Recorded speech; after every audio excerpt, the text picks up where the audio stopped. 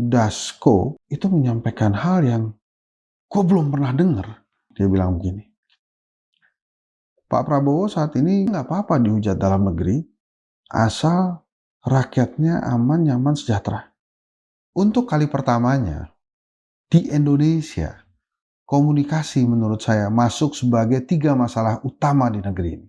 Seperti membiarkan banyak hal, membiarkan orang bertanya-tanya, ini mau sampai mana? Masalah penunjukan orang yang tidak tepat atau ada problem lain? Kan ada Menteri Komdigi, ada Kepala Badan Komunikasi Pemerintah, Bakom kan? Kemudian juga ada KSP. Di luar Mensesnek yang memang sudah menjalankan fungsi itu. Menteri-menteri itu juga banyak teman saya, wamen-wamen itu juga banyak teman saya. Mereka takut Pak, takut dicopot. Mereka takut salah ngomong, kemudian bisa berimbas dicopot. Kan ini miris ya. Ya ada pejabat yang mundur tapi terus kemudian masih ada. Bapak tahu maksud saya kan? Iya. Dia bilang begini, kalaupun itu mobil-mobil tidak dipakai, nggak apa-apa. Itu adalah konsekuensi saya. Gimana sih? Emang itu lo beli pakai duit lo? Nggak apa-apa terus jadi koleksi. Nah kan ini kan juga ada utang komunikasi Pak. Menkom Info, Menkom Digi, pernah nggak dia terang-terangan mengupdate kasus judi online? Kan nggak berani lo kan? Takut lo kan? Dia takut kontroversi bos. Gap quality presiden dengan wakil presiden. Apakah bisa mengambil peran ini? Persoalan komunikasi ini?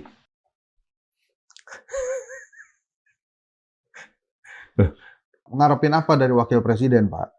Secara quality sih, kalau dia mau sadar Pak, dia mundur Pak.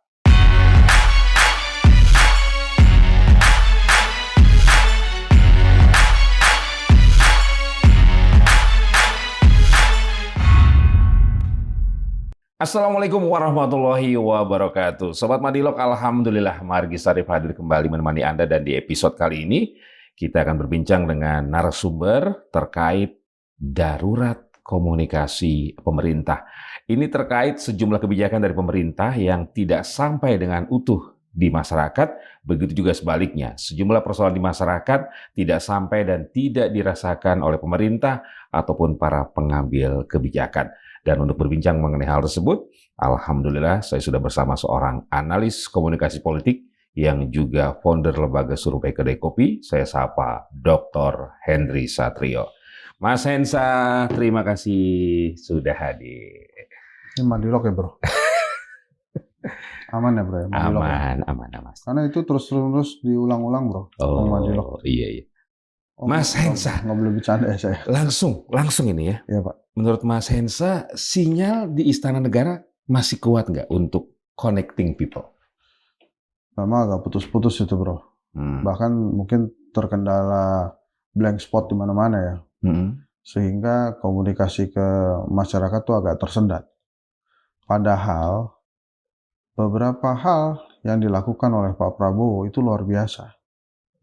Kemarin tuh kan saya hadir di ITB ya, di acaranya peluncuran buku Saga dan Lenggolan. Great Indonesia. Menggugat Republik judulnya buku itu. Itu Dasko pada saat pidato, ini wakil ketua DPR, itu menyampaikan hal yang gue belum pernah dengar. Tapi kok ya positif ya. Misalnya nih, dia bilang begini. Pak Prabowo saat ini melakukan politik berselancar. Dia nggak apa-apa dihujat dalam negeri, asal rakyatnya aman, nyaman, sejahtera. Apa itu politik berselancar? Saya memahami juga nih, mungkin yang dimaksud oleh Bang Dasko itu adalah bagaimana komunikasi Prabowo dengan Donald Trump, kemudian dengan BOP-nya, dengan ART misalnya, Agreement Reciprocal Trade. Itu ART ada sendiri tuh.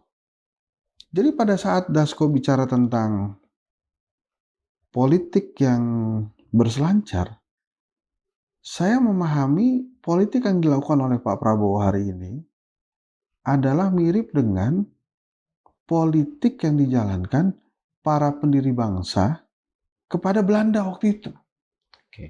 Kan memang ada tokoh-tokoh seperti Tan Malaka yang dipergerakan, tapi ada juga seperti Syahrir, Hatta, dan Soekarno yang melakukan perjuangan, pergerakan melalui meja-meja perundingan.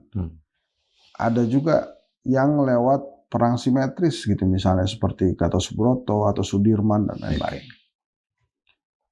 Kok itu nggak pernah disampaikan ya bahwa kita sebaiknya memang memberikan dukungan kepada Pak Prabowo. Terus tentang ART, perjanjian dengan Amerika Serikat ya. Dasko di pidato itu mengatakan bahwa ada 1080 komoditas yang 0% bea impor masuk ke Amerikanya. Itu nggak pernah disampaikan oleh pemerintah. Dan banyak lagi komoditas yang 18%. Itu kan positif sebetulnya. Komoditas-komoditas seperti apa ya, mungkin Dasko karena bekerja di legislatif atau posisinya di legislatif mungkin nggak terlalu paham secara detail. Terus dia bicara lagi tentang kontroversi yang Pak Bahlil misalnya kan 20%, itu maksudnya gimana, walaupun tidak dijelaskan secara detail ya. Tapi maksud saya ada beberapa hal yang menurut saya itu mestinya disampaikan oleh pemerintah. Itu juga Dasko legislatif, itu kan bukan pemerintah, dia bukan eksekutif. Mengerti saya kalau dia nggak menyampaikan semua dan nggak detail gitu. Jadi saya harus apresiasi Mas Prasetyo Hadi, Setnek, yang memang ditugaskan di jubir, atau yang suka tiba-tiba muncul menjelaskan ke kita tuh, kayak Letkol Teddy itu. Saya harus apresiasi. Yang terakhir kan kita masih ingat bahwa Letkol Teddy menjelaskan tentang anggaran pendidikan versus MBG. Yang sama sekali tidak pernah dijelaskan oleh Brian, menterinya. Lah harusnya menterinya dong yang jelasin itu. Pada saat itu memanas, dia harusnya keluar dong dari sarangnya. Atau Pak Abdul Muti. Iya, menterinya lah, menteri teknisnya menjelaskan bahwa halo, nggak ada yang dipotong, itu sudah masuk ke dalamnya. Dan itu sudah disepakati oleh DPR. Tapi kenapa mesti Seskap yang menjelaskan itu? Saya yakin juga Seskap akan menjelaskan itu karena dia gregetan, kan dia baru pulang tuh dari Amerika Serikat tuh. Jadi walaupun saya sempat mengernyitkan dahi, kenapa Seskap yang ngomong? Tapi setelah dia terangkan, dia jelaskan, ini ada masalah yang sangat substansial antara pemerintah dan DPR, yaitu tentang konsolidasi apa itu pendidikan. Ini kalau saya bicara pendidikan nasional ya. Kenapa saya katakan demikian? Kalau nggak ada konsolidasi pengertian tentang pendidikan, dia akan begini terus. Pendidikan itu apa?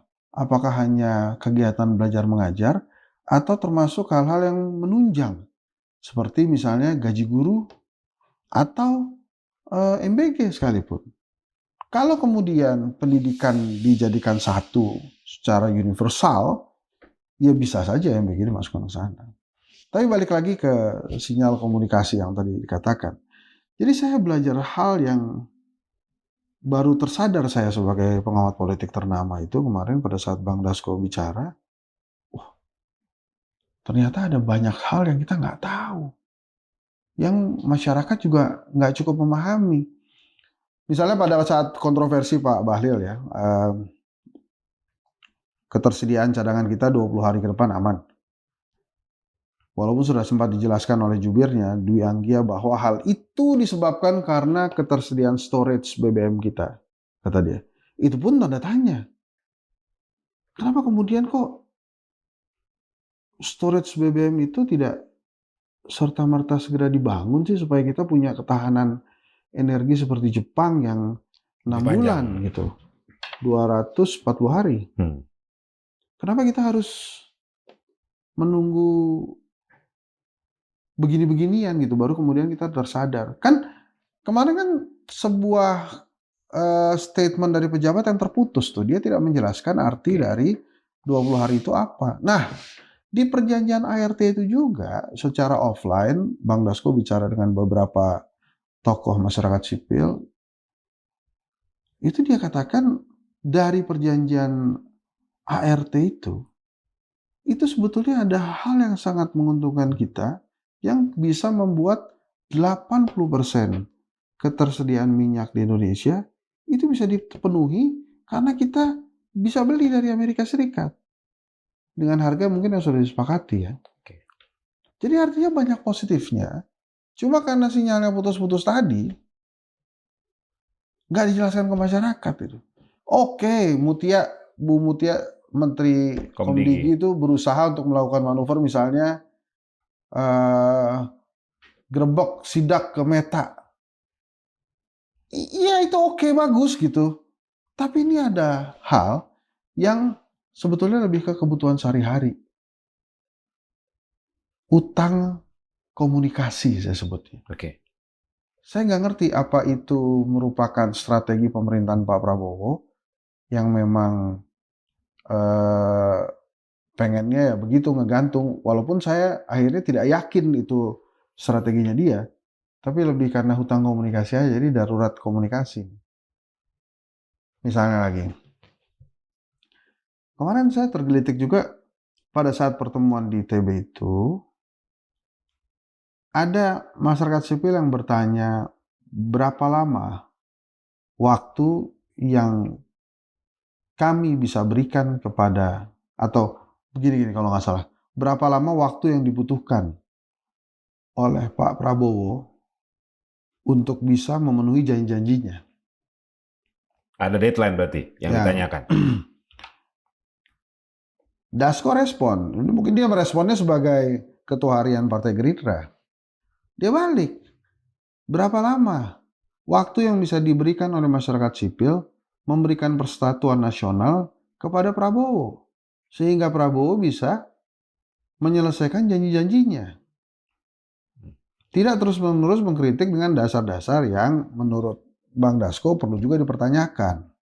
Tapi intinya Bang Margi, tentang kasus komunikasi ini ya, case komunikasi.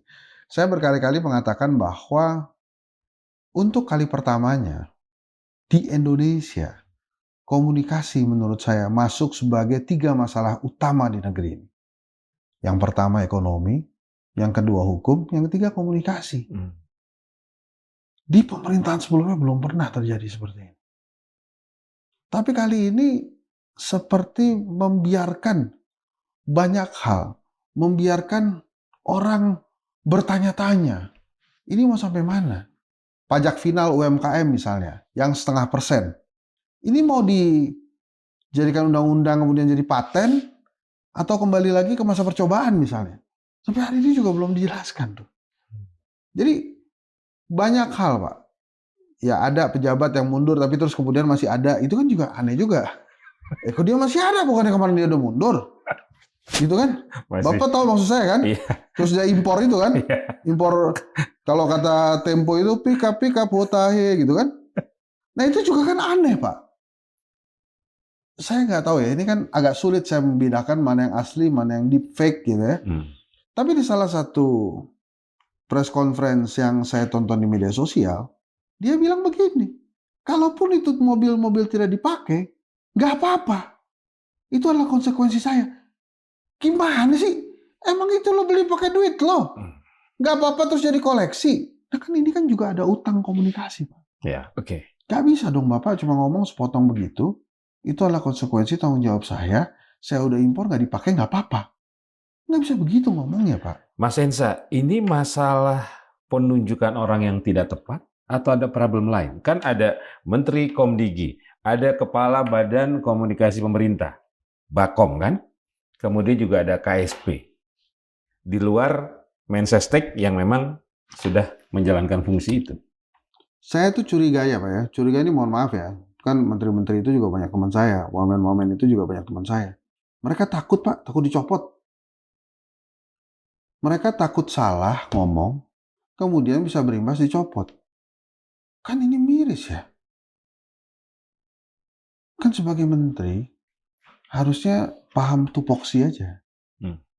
Kalau memang harus disampaikan, disampaikan ke publik. Dia takut ada kontroversi menurut saya, yang berimbas dia bisa dicopot. Nggak punya kerjaan. Nah ini menteri gimana?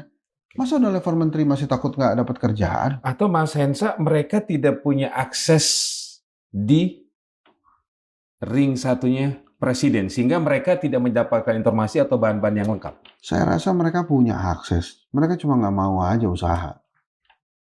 Masa Henry Satrio punya akses, mereka nggak punya. Yang bener aja.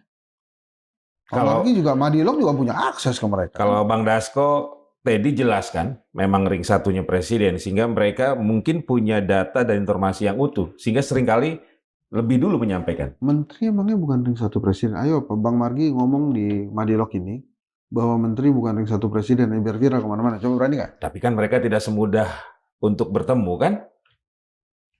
Kalau mereka mau, pasti bisa. Optimis. Nah ini masalahnya mereka juga gini loh Mas Margi. Ini tuh bukan saatnya kemudian mereka menyalahkan gue susah ketemu presiden. Ini bukan waktunya mereka bilang bahwa gue nggak bisa begini karena gue nggak dapat informasinya. Come on, lu kan ada di situ. Ya cari tahu lah. Masa wartawan-wartawan bisa mendapatkan informasi lo enggak? Oke, Mas Hensa, apa dampaknya terhadap masyarakat jika informasi terkait kebijakan yang diambil oleh pemerintah, khususnya presiden, itu tidak sampai dengan utuh di masyarakat? Ini contohnya udah ada. Panic buying BBM. Karena nggak lengkap informasinya, akhirnya panik buying. Mereka pikir 20 hari habis itu kita nggak punya bensin. Orang-orang yang bekerja di jalanan, Pak, pengendara online, taksi online maupun ojek online ya, kemudian bis, supir bajai, supir beca listrik, itu kan tergantungan BBM-nya kuat. Belum lagi transportasi, Pak. Distribusi makanan, sembako, itu kan harus ada BBM-nya. Jadi apa? Begitu dibilang aman sampai 20 hari ke depan, hari 21 gimana?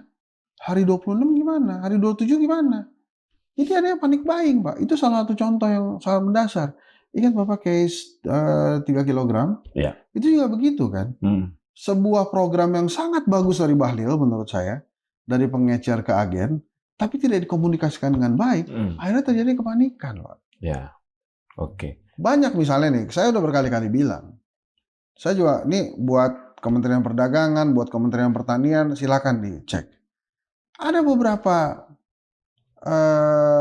pusat perbelanjaan modern, retail modern, itu di rak berasnya dipasang pembatasan pembelian beras 5 kg 2 kantong, 10 kg dan 20 kg 1 kantong. Kata-kata pembatasan, Pak. Bahaya. Kenapa sih nggak mau belajar tuh jadi jasa marga? Saya udah sering tuh jasa marga, kan waktu itu PR-nya saya, Pak ya. Jadi saya kasih tahu tuh penyesuaian aja. Penyesuaian stok itu kan lebih menenangkan. Nah, balik lagi komunikasi. Ini memang saya nggak ngerti ya kenapa kemudian ini jadi problem yang lumayan besar gitu. Jadi kalau kemudian tidak digamblangkan dengan jelas, rakyat bingung, menerjemahkan sendiri-sendiri. Gini Pak, bahayanya yang pertama nih kalau rakyat bingung. Yang pertama mereka akan cari informasi sendiri. Kalau mereka cari informasi sendiri, mereka nggak tahu Pak, informasi mana yang tepat, informasi mana yang hoax, informasi mana yang deepfake. Dia nggak tahu Pak. Yang kedua, akibatnya, karena kesalahan cari informasi itu, menimbulkan keresahan Pak.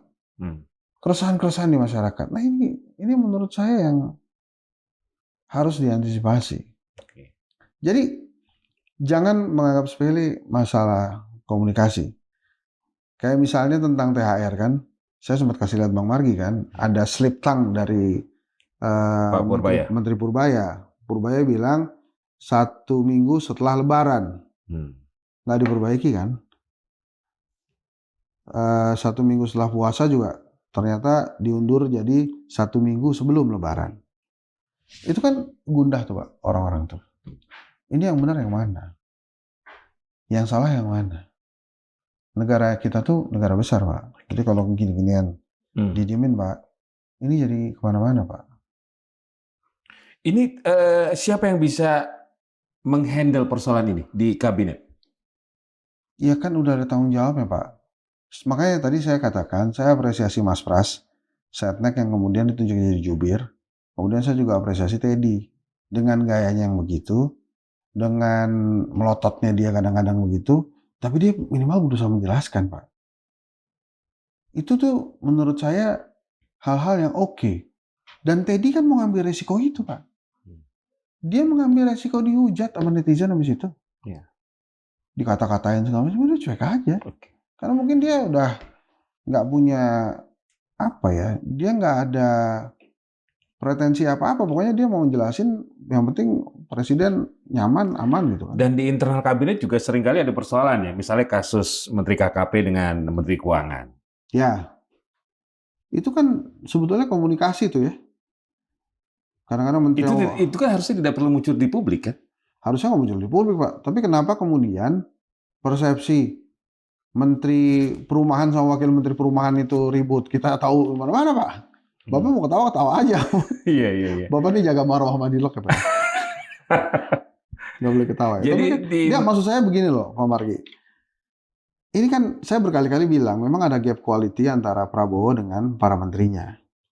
Prabowo itu kan emang orang yang ditempa banyak hal. Oke. Maunya mungkin banyak, maunya besar. Bapak baca tuh buku-bukunya Prabowo, strategi strategi pemerintahannya dia lah, paradoks Indonesia dan lain-lain, itu kan dijambrangin semua. Dan sebetulnya Prabowo ini menurut saya cukup realistis juga terhadap program-programnya. Sekarang Pak, Koperasi Merah Putih, itu program bagus kan? Menteri Ferry bilang, stop Indomaret Alfamart. Mendes, Yandri. Ferry juga, Mendes juga. Habis itu nggak diomongin kan? Baru diomongin di YouTube saya, Pak. Bapak nonton aja. Nonton? Nah, kalau langsung kemudian diomongin kan bisa clear itu. Maksudnya bukan stop, Pak. Tutup. Maksudnya bukan ditutup. Bukan ditutup, tapi di stop supaya tidak masuk ke pedesaan.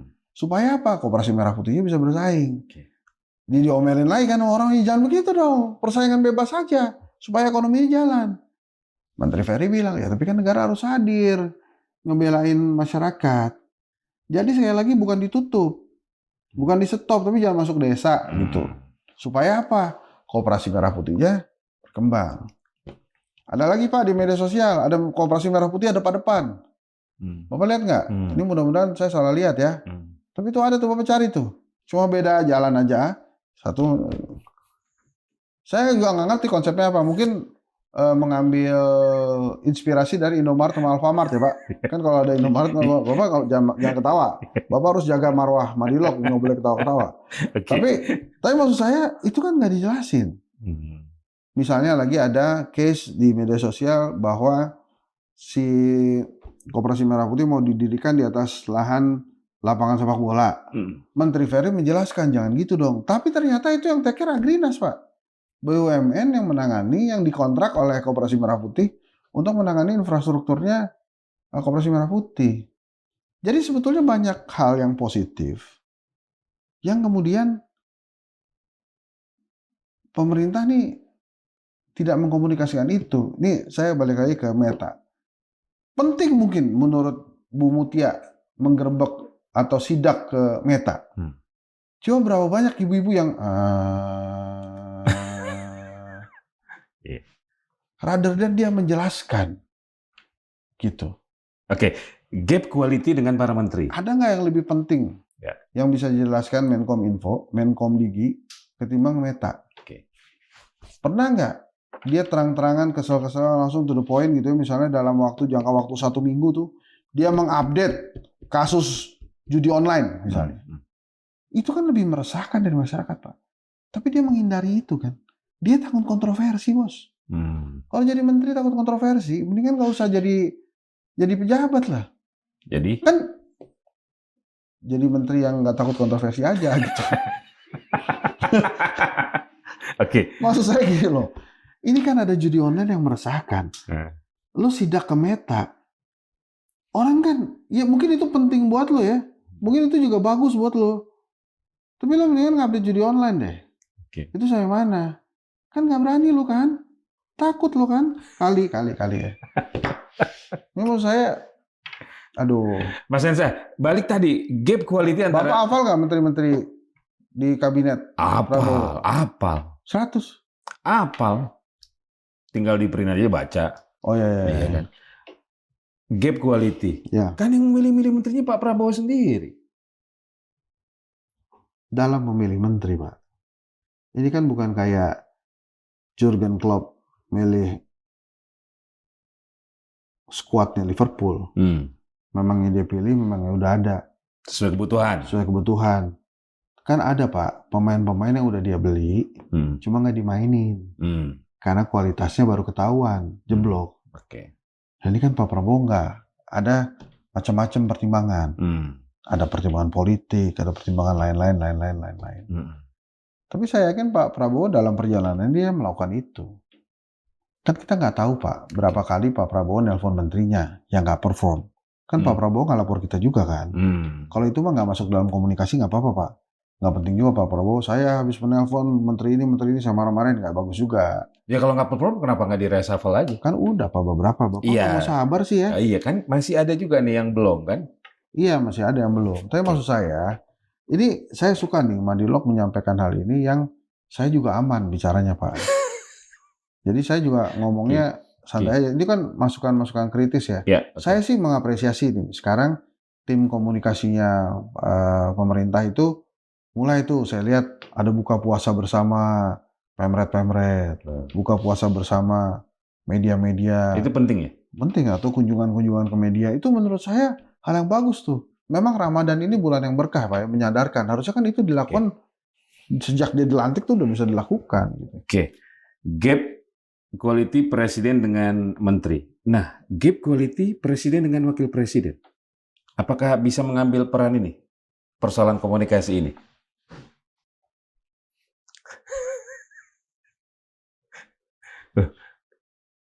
Ini jadi panjang nggak apa-apa, Pak? Iya dong. Nggak, maksudnya kan siapa tahu ada peran yang bisa dimainkan kan? Pak, Bapak ngarepin apa sih, Pak? Ngarepin apa dari wakil presiden, Pak? Pengalaman dia belum banyak, Pak. Udahlah, dia karena bapaknya aja dia bisa jadi wapres tuh. Karena omnya juga kan, pamannya juga. Cuma secara kualitas sih, kalau dia mau sadar, Pak, dia mundur, Pak. Jadi wapres tuh. Nih, Bapak nih, lu ada tuh. Budiono, Umar Wirahadikusuma, Hatta, Hamzah Has, Ma'ruf Amin, Sudarmono, ada Malik lah, gua hafal semua ya. Yusuf Kala, Tri Sutrisno, Sultan Hamengkubuwono IX. Bapak kan pasti sengaja kan nggak pasang dia kan? Kenapa? Karena Bapak nggak, ini kan kualitasnya oke-oke. Bapak mau perpanjang nih, kita ngebahas wapres. Udahlah Pak, biarin aja, ini wapres. Nggak bisa masuk ke peran itu ya? Gini maksud saya. Krisis komunikasi. Nggak bisa Pak. Dia ngegolin aja lah. Dia kalau ada main bola, gol di striker dia bisa ngegolin dia. Saya udah lihat berapa kali tuh videonya. Dia main bola jadi striker bisa ngegolin. Luar biasa. Atau lomba mancing. Ya ngumumin doang tuh. Messi tuh nggak jadi ke Jakarta karena ada saingannya Pak sekarang.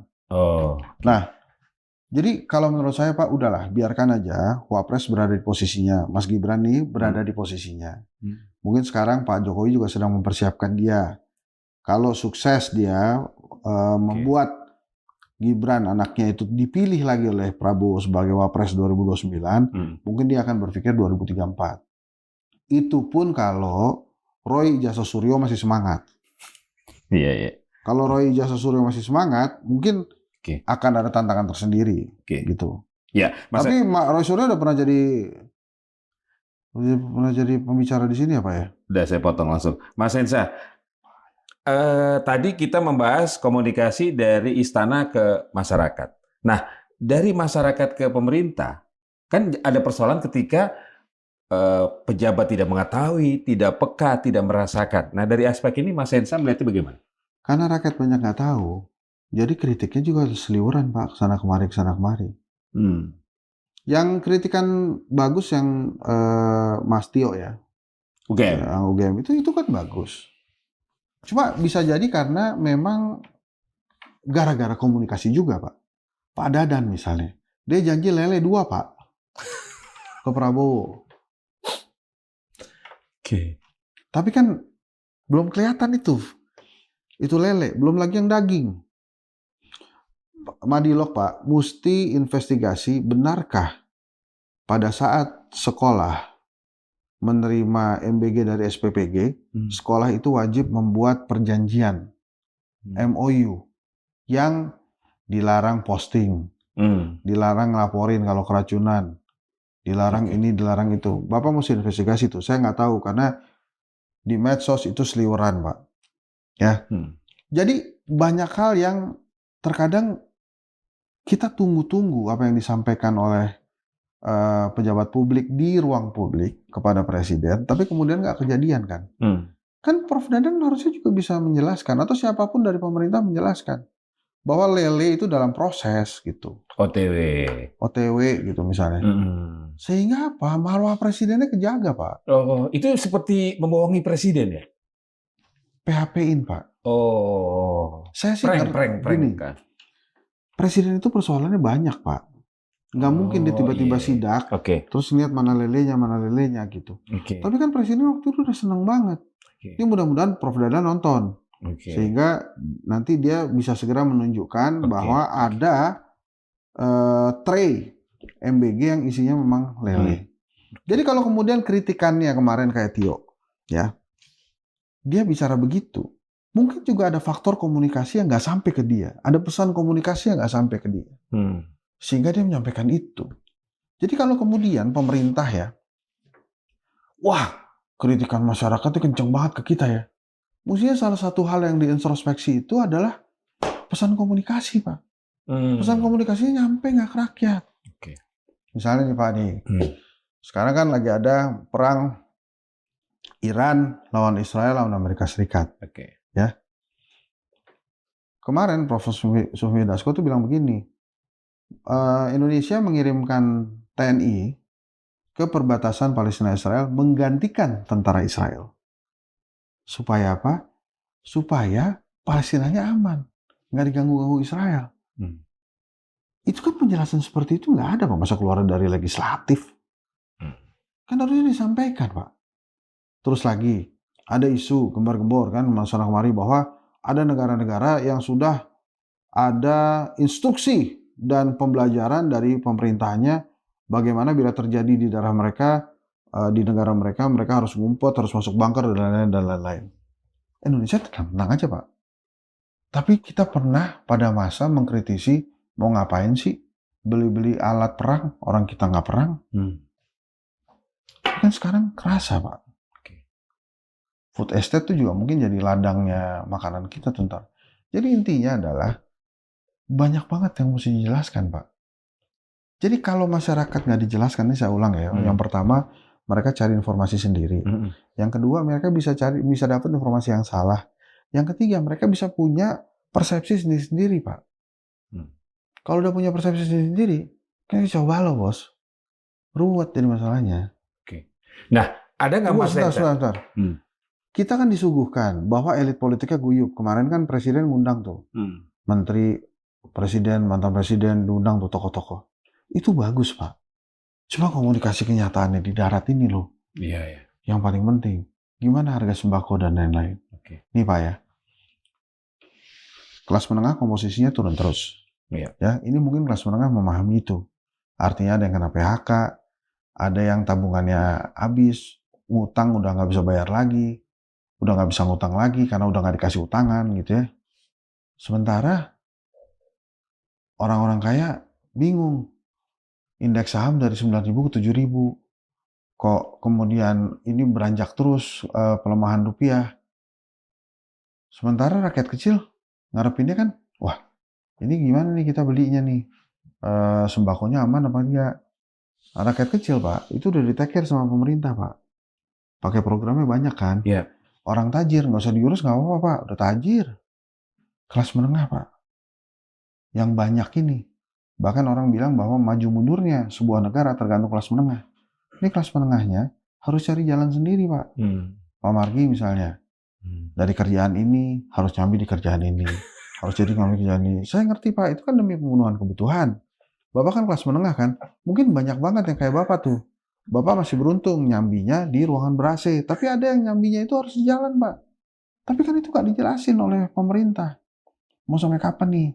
apa nih program-program saya supaya mereka merasa negara hadir atau enggak iya. begitu ya. Coba begitu dipanggil presiden kan semuanya ngasih program bagus-bagus, Pak. Ya. Rakyatnya tahu nggak? So inilah yang saya maksud dengan darurat komunikasi, Pak. Oke, Mas Hensa, ada nggak pihak-pihak yang memainkan situasi ini? Artinya ada narasi-narasi yang Banyak. dimainkan sehingga sampai ke publik mengakibatkan citra pemerintah, terutama citra presiden menjadi Banyak loh Pak. Ini turun. kan politik Pak permainannya. Pasti kan juga Pak Prabowo punya lawan-lawan politik. Saya nggak tahu siapa ya Pak. Terus juga pasti kan ada lawan-lawan politik Indonesia yang nggak suka Indonesia maju soal kayak gitu tuh. Jadi pasti kalau kemudian komunikasinya tidak dibangun dengan baik, akan begini terus tuh nggak bagus menurut saya. Kalau menurut saya sih, kan Mas Pras juga mungkin perlu diupdate juga oleh para menterinya tuh. Kemarin sih saya lihat tuh ada staf khusus komunikasi kementerian-kementerian tuh dikumpulin sama Bakom. Itu bagus. Bagus juga. Jadi ya kayak gitu-gitu tuh terusin aja. Tapi ya perlu juga penjelasan-penjelasan. Jangan yang nanggung-nanggung itu dibilang jangan panik. Pak rakyat itu udah panik buying tuh.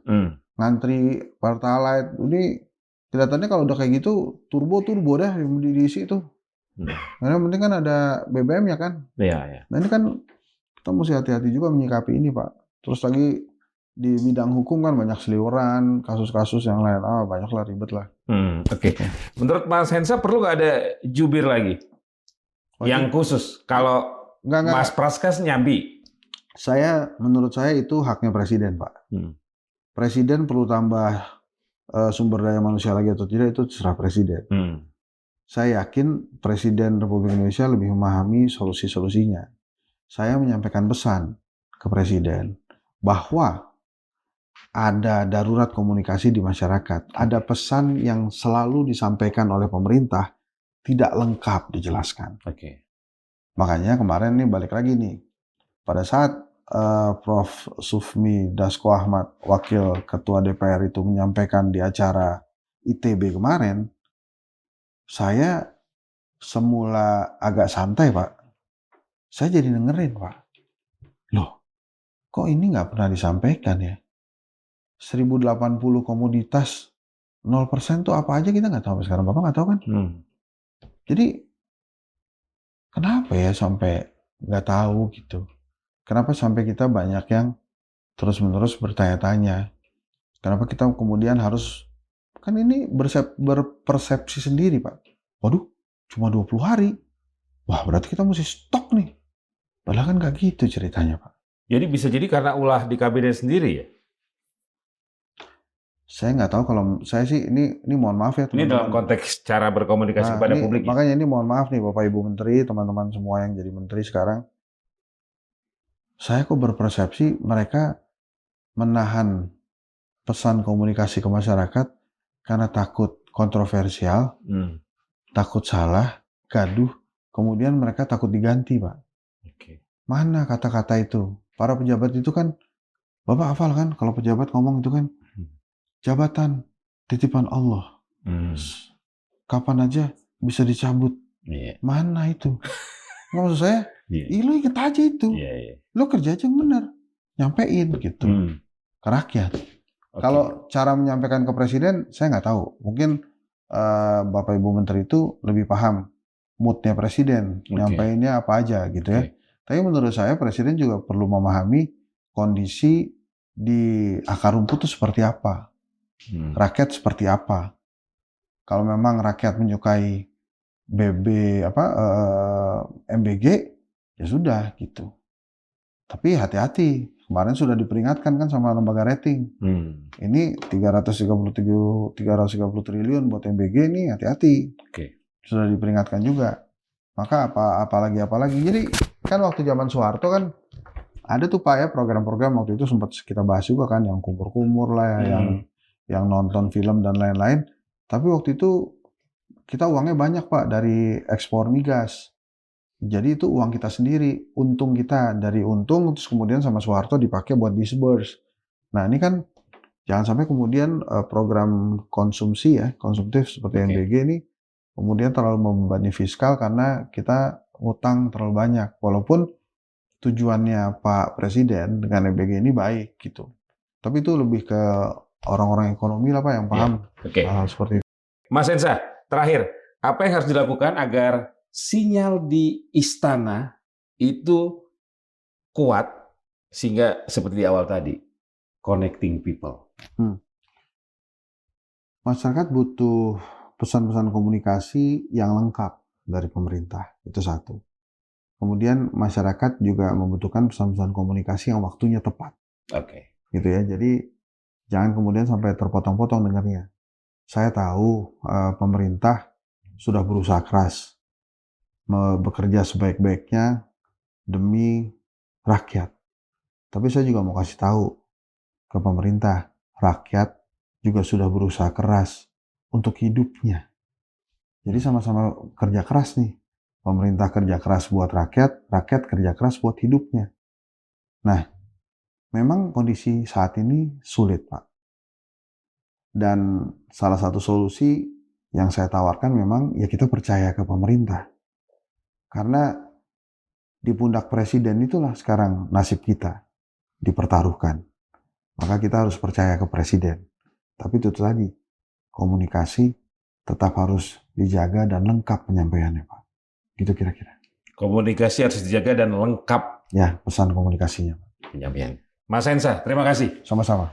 Sobat Madilog, demikian perbincangan saya bersama Dr. Henry Satrio, analis komunikasi politik yang juga founder dari lembaga survei Kedai Kopi terkait darurat komunikasi pemerintah yang bisa berdampak terhadap pemahaman masyarakat terkait kebijakan-kebijakan ataupun keputusan yang diambil oleh presiden ataupun para pembantunya, para menteri di kabinet. Semoga bermanfaat. Saya Margi Sari pamit. Wassalamualaikum warahmatullahi wabarakatuh. Waalaikumsalam. Mas Hensa, terima kasih.